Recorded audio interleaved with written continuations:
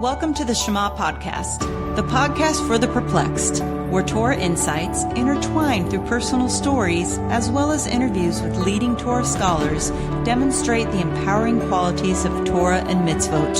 For more great Torah learning through Torch, the Torah Outreach Center of Houston, go to torchweb.org.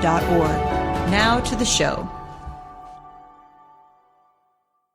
Right now in our calendar is the counting of the Omer. And for those of you who are not familiar with this, in between Pesach or Passover, which is that point in time, that spiritual energy that took place thousands of years ago, but takes place every year for us, where we leave our Egypts and our mindsets of restriction, and they lead to Shavous, which is the point in time in the past and ongoing where we receive the Torah. There's these days in between, these 49 days, where we are biblically commanded to count the Omer. And I know that there's a lot to this. I know there's nothing that the Almighty asks us to do that doesn't have a profound benefit to us. But I wanted to learn more about this and how I could tap into what is happening right now. So I brought on a rabbi that I've not brought on to my podcast before to discuss this in more depth and educate us on the importance of what is happening right now, explain it, and show us how we can tap into this point in time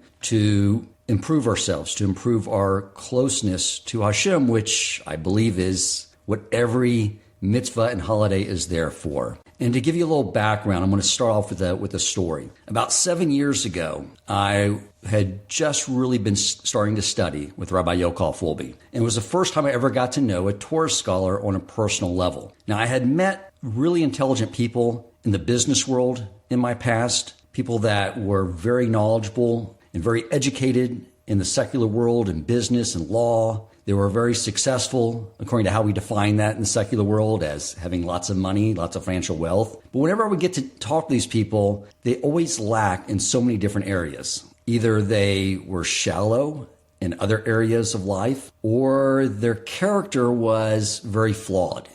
Often they would be extremely arrogant. And I would see them, they would be rude to waitstaff, and they would boast about their extramarital affairs. And I just sort of reasoned that we only have so much finite intellectual capacity that if it's focused on one area, like mastering the business world and those intellectual endeavors, that other areas, they're just going to be lacking. And so when I was starting to study with Rabbi Yochal Fulby, I saw that I met someone that was not like that. For one, he had a much greater intellect than anyone that I ever met in the business world, not only in Torah, but just the ability to solve problems and break things apart. Things in the business world, even though I was never exposed to the business world, I could bring him a business challenge that my colleagues and I were challenged with, and he could effortlessly dissect them, break it apart, and solve them for us. And I never met anyone like this. And then at the same time, he was extremely humble, extremely gracious. He just had this perfect character. And I realized that man can encompass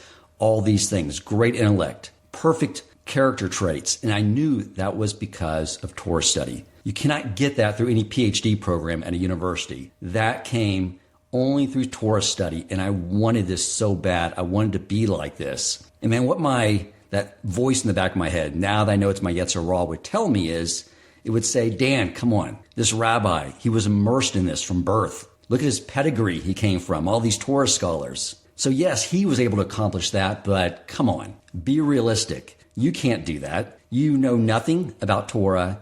You are crude. You are crass. Just be realistic with your expectations on what you can achieve. And I was having lunch with Rabbi Wolbe one day, and I shared with him my thoughts on this matter. And he said, that is totally untrue. He said, let me tell you something. There was a man that came to yeshiva when I was there, and he knew less Torah than you know now. He didn't know any Hebrew. I just sit there with him with flashcards, teaching him the Aleph Bet. And he focused on it day after day, and now he is a tremendous Torah scholar with sterling quality character. He's amazing what he's accomplished. So you can never use that as an excuse. It can be done. Maybe you're not immersed in yeshiva. Maybe it'll take a little longer. But if you stay focused like he did and keep pushing ahead, then you eventually will get there. And I used that story all the time in my head whenever I got frustrated with studying, with trying to learn something. If I was trying to master a mitzvot, let's say it was Shabbos, thinking I had it all down and I learned something that I was not doing right, or usually multiple things I was not doing right and getting frustrated, I would always refer back to that story. The man that came in knowing nothing and forged himself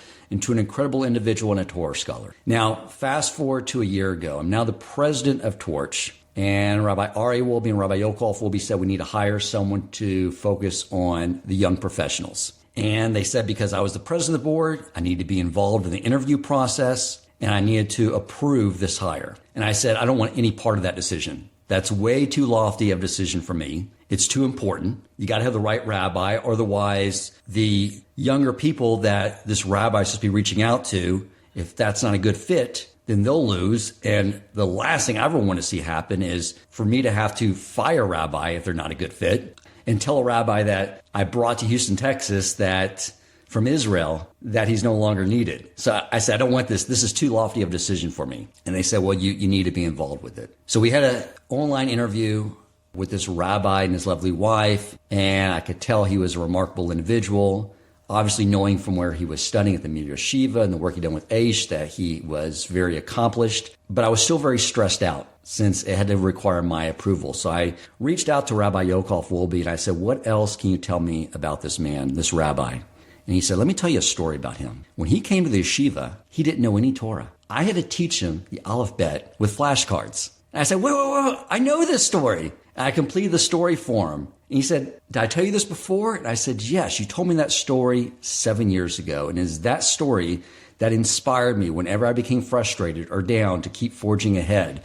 So if this rabbi was able to inspire me for the last 7 years, prior to me ever meeting him, then I know he will do fantastic work for the young professionals of Houston by bringing him on board to the Torch organization. So yes, hire him, get him over here as soon as possible. I have no reservations whatsoever. And this rabbi has surpassed all of our expectations. And that's the rabbi I have on with us today to teach us about the counting of the Omer. So I want to introduce Rabbi Chaim Buscko. How are you, Rabbi? I'm doing great, Dan. Thank you so much for having me on your program. I never heard that story. I didn't know that. Very interesting. I feel very blessed that I was able to play a part in that. I hope that what I have to say will be beneficial to you and to myself and to all your listeners with God's help. So if you could start off by telling us a little bit about your background. What made you want to go to yeshiva and study? And then after you were at the yeshiva studying, what caused you to want to get into Jewish outreach? I had always been interested in philosophy from a very young age, thinking about what life is about. And when I was younger, it was more metaphysical and more abstract, and I was very enthralled by what reality is and those kinds of things. And as I started to mature, I was more interested in what we can really know, something more practical. And then as I got a little bit older, when I was in college, I was studying philosophy, and all of those esoteric things didn't interest me as much as things that were much more practical, like ethics. And I really wanted to study ethics. I wanted to know, what am I living for? What's the right way to live? I really wanted this clarity. And to my dismay, even though the university that I went to has a very reputable philosophy department, I wasn't getting anything from that. It was very interesting material, but the people that were teaching me, they weren't living what they were teaching. It wasn't, these people weren't searching for a way of life. The example of this that I always give, this is a fairly well-known story. There was a professor of ethics at Harvard, and he was caught cheating. He was having an affair with one of his students who was underage. So that's illegal, statutory rape. They were taking him away, and a reporter asked him the obvious question. So how do these two things add up? You're doing something so unethical, and yet you're an ethics professor at one of the greatest universities in the world. And his answer really epitomizes my frustration and my feelings about the entire world of academia that I was exposed to. He said, if I were a professor of mathematics, no one would have accused me of not being a triangle. Meaning, there's my life and there's my area of study, and what does one thing have to do with the other? And that story sums up the frustration that I was feeling in that world. And I started to do some of my own searching outside of my studies in university, and I realized that I'm a Jew, and I really don't know anything about my own heritage. I had very, very minimal education growing up about what Judaism was, and the education that I did have was wrong. And so I decided to seek out a rabbi. I found a rabbi on campus. I wasn't interested in becoming religious at all, but I wanted to ask him some questions just to see what's the Jewish take on some classic philosophical problems. And I started talking to him, and I was very impressed. I didn't expect there to be any depth in religion. I had pretty much discounted all religion as being foolish and requiring blind faith, and there's no intellectual clarity to it whatsoever. And I was blown away because I saw that wasn't the case. And I saw that I was getting answers which were much more satisfying than what I was getting in university. Still had no interest in becoming religious, but I was definitely intrigued. And I kept meeting with this rabbi, and eventually he told me he's running a trip to Israel and he'll bring me along. I just have to keep going to his classes and developing a relationship with him. I said, fine. And a few months later, in December of 2009, he brought me on birthright to Israel, and it was a 10-day trip. I didn't expect much to happen better, but I was excited to see what the land of Israel was like. I didn't really grow up with any sense of national pride of Israel, nothing like that, but it was just an interesting experience. And when I got there, I don't really know what to call it. I had an experience. It was my first day. I was in Sfat, which is considered one of the most mystical cities in the country. Up in the north, it's literally in the clouds. You're up in a mountain, clouds surrounding you. And that first morning when we were there, I walked out on this mountain. I looked over the land of Israel for the first time. And again, I didn't really grow up with any sense of, Israel's my homeland or anything like that. But I can't describe it. Just looking at the land of Israel, something sparked inside of me. And it was a very profound experience that I can't describe to this day. And I realized there's something here that I've been looking for, and I've got to figure out what it is. A couple days later, I called my parents and I told them I'm not coming home. I got to figure this out. Those are a couple very uncomfortable phone calls.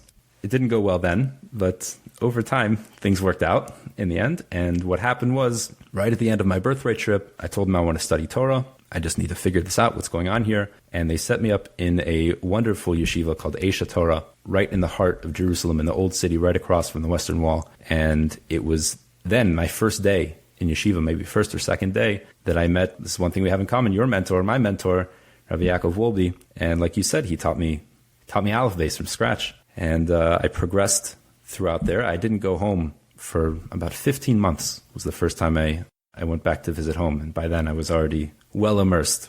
The process didn't happen overnight. It took months and months and months for me to decide this makes sense. This is what I'm living for. And once I had that experience, after years of study and years of integrating Torah into my life and realizing what it can do for a person and what it did for me, and I knew that that's what I want to do for others. To be able to give that experience to others and reach out and teach Jews what their heritage is. Teach Jews all the nonsense that they thought Judaism was and show them the beauty of what it truly is and how it can inspire you and how it can build you and develop your consciousness and elevate you. I knew that was my calling, and it was just a matter of time.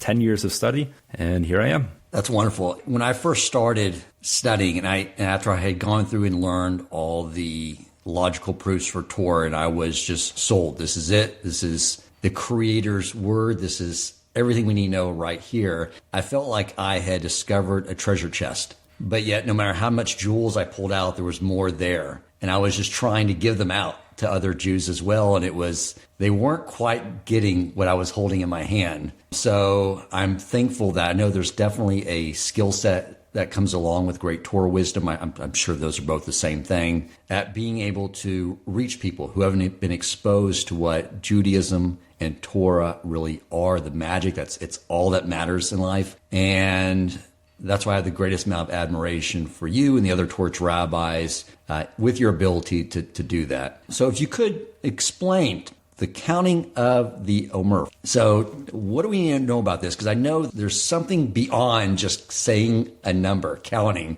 that we're supposed to be doing every night and probably every day right now. And I want to know and be able to share with my family as well how we can tap into what the Almighty is really trying to teach us with this. Yes. So you're right. There's much more than just counting a number. And one major thing in all of Judaism is to understand that any point we find ourselves in throughout the year, it's not an isolated event. And even the holidays, Pesach, Shavuot, Sukkot, these holidays, what they are, they're major focal points. They're peaks in spiritual energy, but they flow from one to the other. And there's a whole picture, there's a whole system moving from one stage to the next stage, building and building, and no one piece of the puzzle is isolated. It's all part of one long process. And so in order to understand where we are right now, we have to step back and look at a larger context of the surrounding holidays and the surrounding time periods and what this process is in terms of that greater context. So the first thing is we need to understand that this process now of counting the Omer, it's a transition period from Pesach, Passover, to Shavuot. In fact, on the calendar, the Torah describes that Passover needs to take place on the 15th of the month of Nisan. And the Torah does not say the date for Shavuot. It does not say on the 6th of Sivan or anything like that. It says you shall count 50 days or 7 weeks from Passover, and then that 50th day will be Shavuot. So it's clear from the way the Torah describes it, the way the Torah prescribes following these holidays, is that there's a process of building from Pesach to Shavuot. And one thing that's interesting to note, which we'll discuss a little bit more later, is that this counting period, we're not counting down to Shavuot. In fact, we're counting up. If there's a major event and it's isolated that's coming up, the Super Bowl, someone's very excited about the Super Bowl. So they might count only 15 days left until the Super Bowl, only 9 days left. That event is what's important. And we're basically just killing time until we get to then. Only 9 days left, only 8 days left. And it's what happens is that when you count like that, each day becomes irrelevant. It's just a matter of time until you get to what's really important. Counting up signifies that each day that we're moving forward, we have accumulated something. We're building toward a goal. And that each day is significant. And it is very significant, as we'll see. Now, before we continue, I should point out that there are two things that we observe during this time period. There's the biblical commandment, like you mentioned, of counting these days up until that period, which also corresponds to a special sacrifice that we brought in the temple. That's the biblical mitzvah. And rabbinically, there's also a period of mourning during this time period, which some people might be familiar with. And we'll need to understand what that is and how that connects to the biblical mitzvah and what's the relationship there. To understand what we're building to, we need to know what we're coming from. What was Pesach? What did we do? Pesach we refer to as the time of our freedom. We were in a state of slavery. And the word, we were in Mitzrayim. Mitzrayim is Egypt. But the word in Hebrew, in ancient Hebrew, Mitzrayim, comes from the word Meitzar, which means a constriction. And the Kabbalists describe that the state of being in Mitzrayim was a state of immaturity, a state of constriction of the consciousness. It was a spiritual immaturity, a mental immaturity. And what happened was when we came out of the birth canal, really, of the splitting of the sea, we were born as a nation from a state of immaturity, of constriction in Egypt, and we became released, and our consciousness expanded to a degree that it would then be possible to receive the Torah. That's what happened in Pesach. And in fact, this might clear up if anyone's familiar with the prayer services that we have in the morning. There are really 4 stages of elevation of spirituality that we move through. The first stage is the introductory blessings. And in fact, during that time period, we also speak about the sacrifices that were brought in the temple. Now, this parallels physicality, where we understand that our physical nature is meant to be a vessel for spirituality, but we're totally focused on the physical and understanding how it can be a conduit for the spirituality. So we make these blessings about how God gives us the ability to stand and walk and see and all these physical features about us. And we talk about the sacrifices that were brought in the temple, which is a very physical thing, bringing an animal, bringing it closer to Hashem. The word sacrifice in Hebrew is korban, which means to bring closer.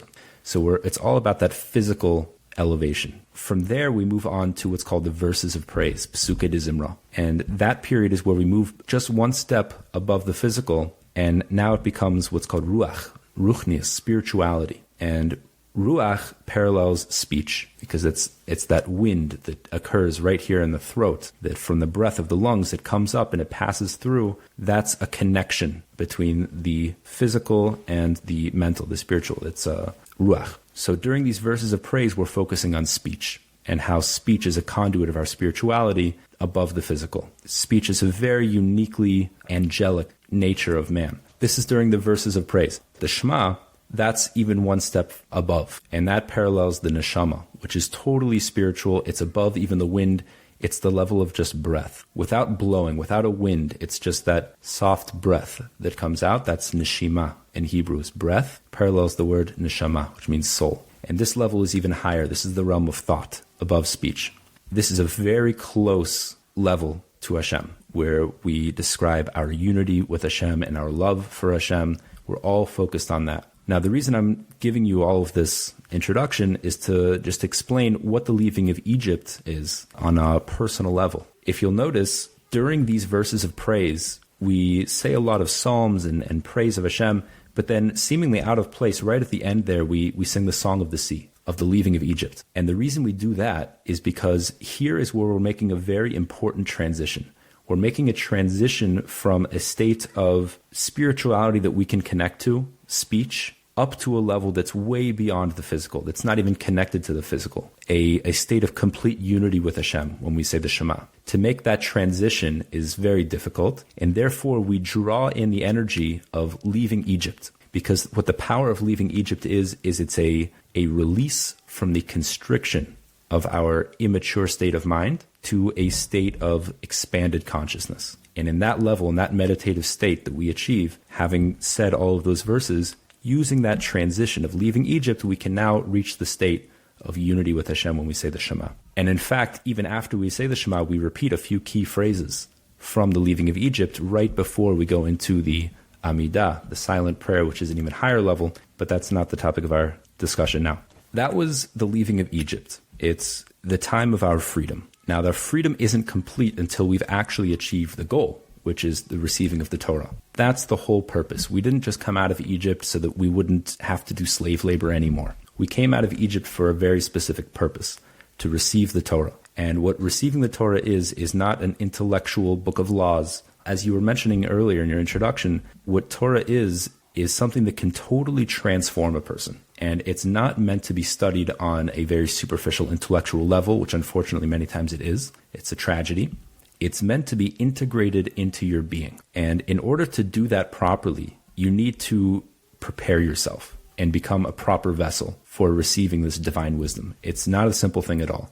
It transcends your physicality, it transcends what's natural, and it requires a lot of preparation and understanding of how to make yourself into a vessel which can contain this divine energy. That is Shavuot. That's the receiving of the Torah. And so therefore, the process of going from leaving Egypt, where we have now achieved a state of release from that constriction of what the Kabbalists call mochin dekatnus, which means a consciousness of immaturity, into an expanded consciousness. We now have to use that ability, that freedom, to prepare ourselves to become proper vessels for receiving the Torah. That's this time period now. That's counting the Omer.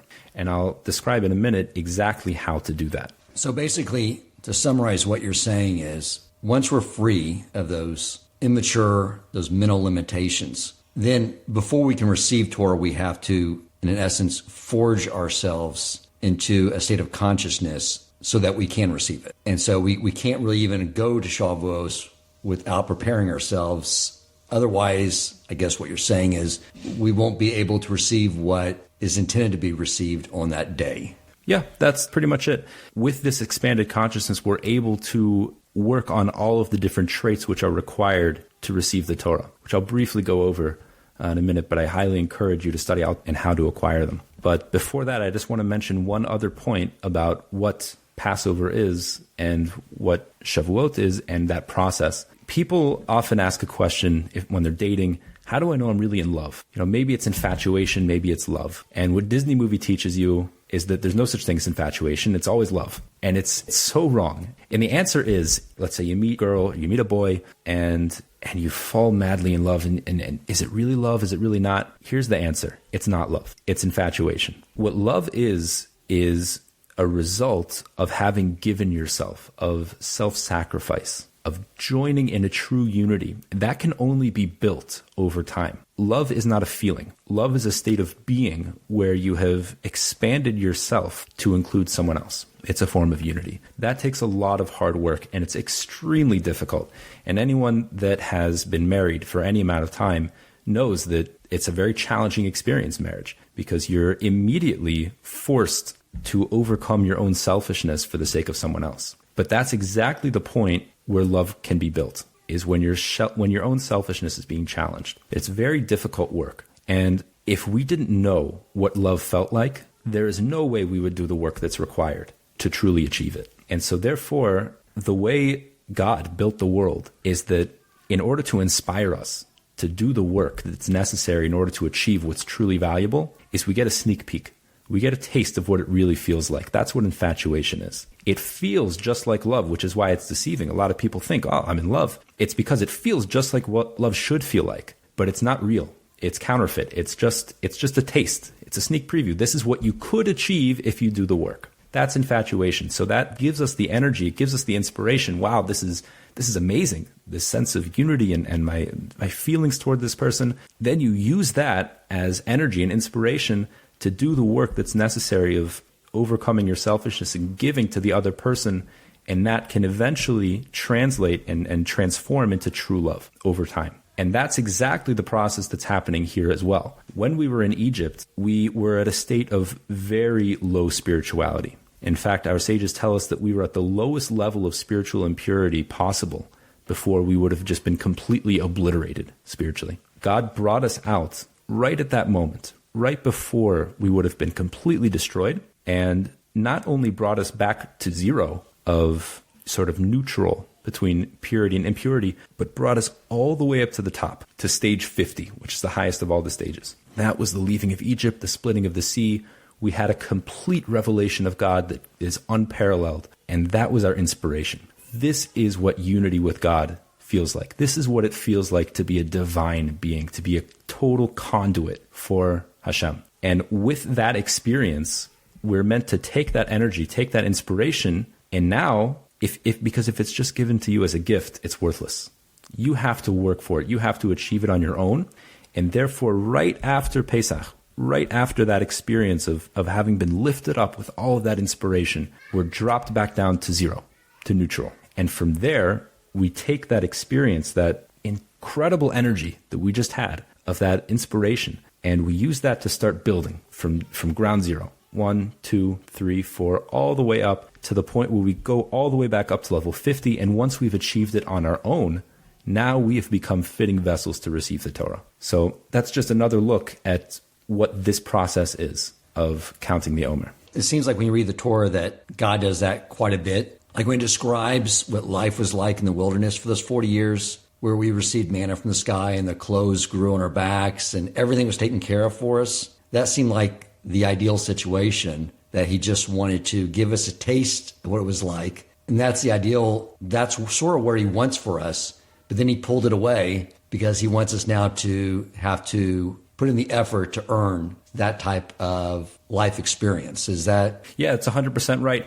And this isn't our topic, but what you're touching on is also the sin of the spies was very much related to this. They didn't want to go into the land of Israel. It was very comfortable living in God's arms in the desert, right? Everything's taken care of, and it's hard to go back to zero and start working on your own. So this is just a tactic of making something experiential and then pulling it away and saying, now if you want it back, earn it so you feel deserving of it. Yeah, and it's not just to feel deserving of it. It would be impossible to receive the Torah if we didn't work for it ourselves. This is another discussion of why that is, but suffice it to say that it would be impossible to be given godliness, divinity, as a free gift. It has to come from us. It has to be our own self-mastery, our own perfection.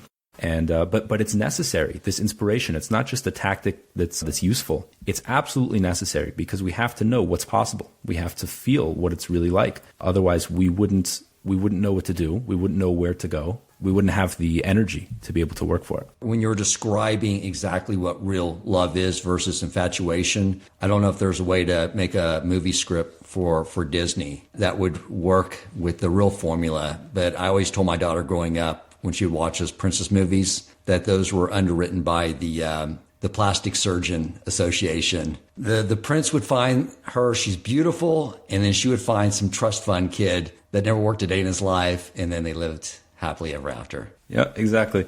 Well, that's the problem. You can't put real life into a movie. The way it really works it's not attractive. Tell us about the process and what we're trying to do here. So there are really two different ways of looking at this process. And the Torah tells you these two different ways, because the Torah tells us to count the Omer in two ways. One is to count every day, and then the Torah tells us count 7 weeks. So it's really the same thing. We're counting 49 days. By the way, day 50, which is Shavuot, we don't count. We only count up to 49. So the Torah says count up to that 50th day, not including. And the Torah also says count 7 weeks. So this is what we do. Every night during this time period, right at the beginning of the night, at nightfall, we count today is X amount of days of the Omer, which are X amount of weeks and X amount of days. For example, last night, today is day 10. So we would say today is 10 days, which are 1 week and 3 days of the Omer. So we do both of these parallel countings in terms of individual days and as broken up into weeks. And these are two different ways of relating to this process of what's happening. The counting in terms of days by themselves is looking at a very linear process of moving up in stages of becoming proper vessels of receiving the Torah. And these parallel what's called the 48 ways. Maybe some of your listeners have heard of this. In Pirkei Avot, Chapters of Our Fathers, describes there are 48 different forms of acquisition to acquire the Torah. Because again, like we said, Torah is not an intellectual study. It's not a science. It's not physics or math. It's a way of transforming your being. And you need to study it.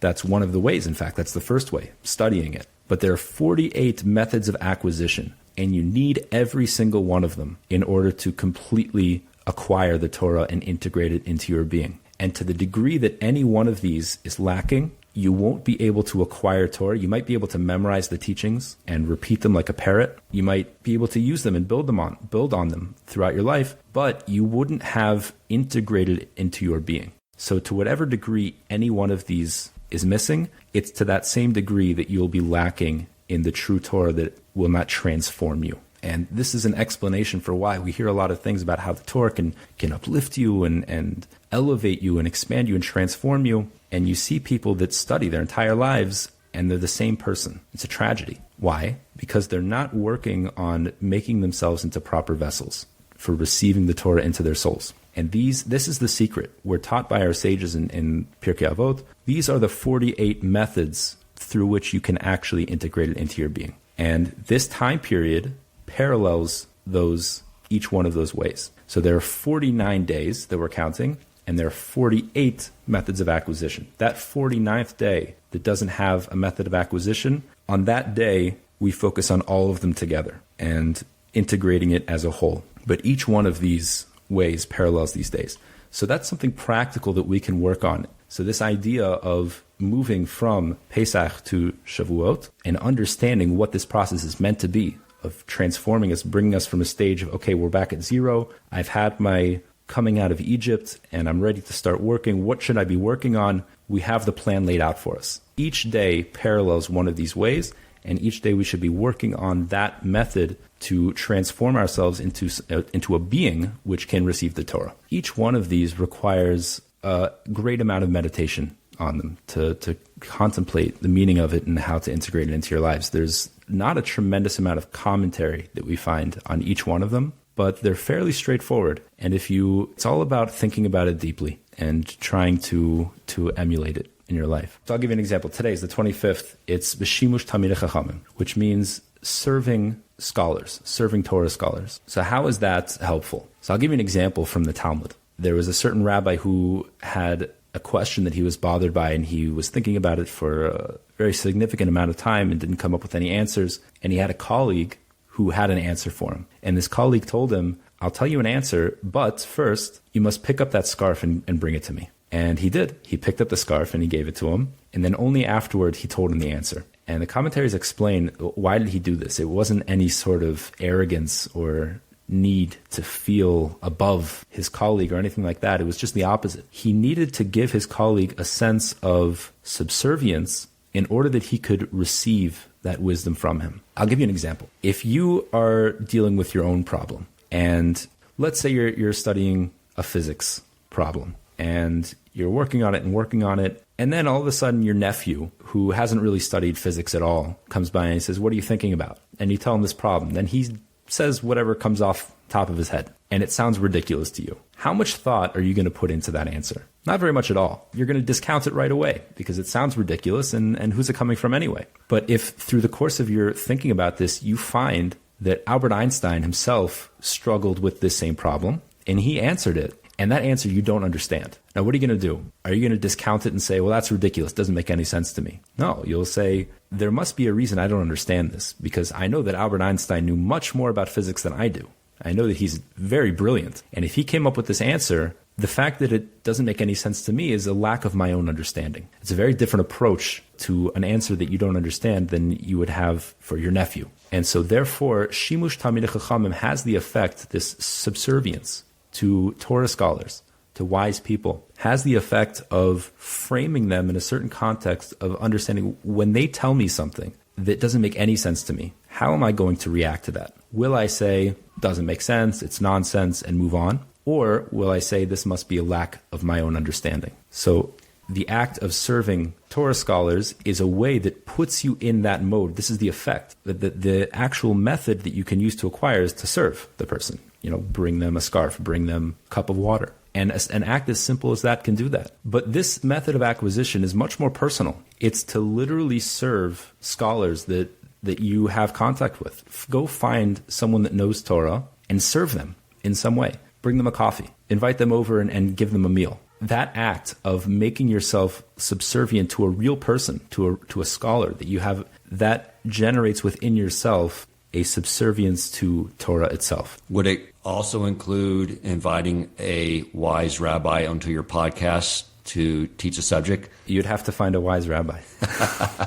Okay, Theoretically, yes. Give another example, just so this sort of makes sense to the listeners. Okay, I'll give you another example, which is very appropriate to the next part of our discussion. Tomorrow's way is bedikduk chaverim, which means be very particular, to be very meticulous in working things out with other people, with your friend. Now, in order to do that, that requires a certain respect that you'll have for your friend. And the reason I chose this, tomorrow's way, is because it's a nice segue into the next issue that we need to discuss about the Omer, which is this period of mourning. For your listeners that aren't aware, this is a period of mourning. There are different traditions of when it starts. I think most people that I know, most people that I've come into contact with are in this mourning period now. Some people started a little bit later and it continues until Shavuot. But there's a period of 33 days of mourning. And the reason we do this is because one of the greatest rabbis of all time, Rabbi Akiva, he had transformed himself into the singular conduit for the transmission of the oral Torah. He was a master scholar and a master Kabbalist. He was the channel through which Torah would be transmitted to the next generation. And throughout his studies, after 24 years of studying straight, he came back home followed by 24,000 students that he had accumulated. And these students were meant to be the people that would take the Torah from Rabbi Akiva and transmit it to the next generation. Can you imagine 24,000 people spreading that Torah wisdom to the next generation? Would have been amazing. However, within a very short period of time, these 24,000 students, all of them, died in a plague. And there are different opinions of how exactly or when exactly they did die. But for Ashkenazim, we are of the opinion that they started to die just after Passover, all the way until Shavuot. But they didn't die during certain special days. And those certain special days are the entire holiday of Passover, 3 total days of Rosh Chodesh, the first of the month, 6 days of Shabbat. And so if you add all of those together, that's 16 days that they weren't dying. And if you take 49 days, that period in between Passover and Shavuot, subtract 16, we get 33 days total that they were dying. And so therefore, our custom is that we smash all of those 33 days together and we mourn for a total period of 33 days. That starts from the day right after Passover until what's called Lag BaOmer, the 33rd day of the Omer. So during this period, we avoid listening to musical instruments, music of that sort. We don't cut our hair or shave or anything like that. And generally try to avoid things that will bring us a lot of joy. And the reason why we're doing this is not just to mourn the fact that once upon a time a lot of people died in a plague. This happened over and over again throughout Jewish history, be it plagues or pogroms or all kinds of things. Many Jews have died in tragic ways. What was significant about this is that an entire generation of great accomplished Torah scholars that were meant to pass the torch of Torah knowledge from one generation to the next, they all disappeared all at once. And that was a travesty. The Talmud says that the world was devastated. until Rabbi Akiva then went to the south and found 5 students that he was then able to transmit his Torah to. And through those 5 students, we now have what we know as the oral Torah.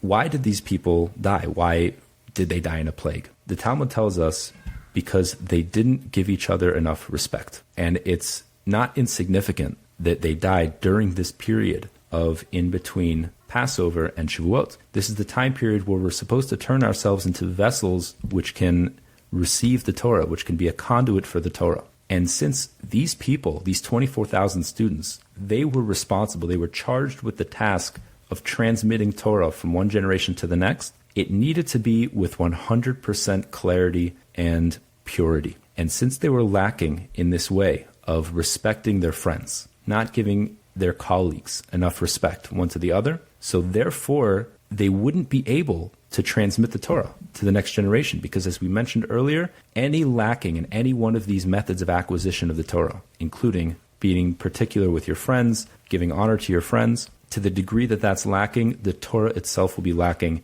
and therefore they were improper vessels to transmit the Torah from one to the next. And this was the time period that they were supposed to be working on it, and therefore, because of their failure, they all died during this time period. And that serves as a reminder for us of how careful we need to be, especially in this generation where Torah knowledge is so weak and so few people are, in the Jewish people, are really studying and are really acquiring Torah. And there may be a staggering number compared to a few generations ago of people that are in yeshiva, but the people that are really, truly trying to integrate it into their lives and perfect themselves and grow, it's a very small number of people. But all the more so in our generation, as people that are trying to transmit this Torah wisdom, our heritage of Torah from one generation to the next, we need to be all the more so careful about making ourselves into proper vessels, and especially taking the lesson of giving proper respect to our colleagues and to our friends. Thank you for that explanation. How do you go about, during this time period, putting yourself into a state of mourning, and how do you balance that with the fact that I believe we're always supposed to be somewhat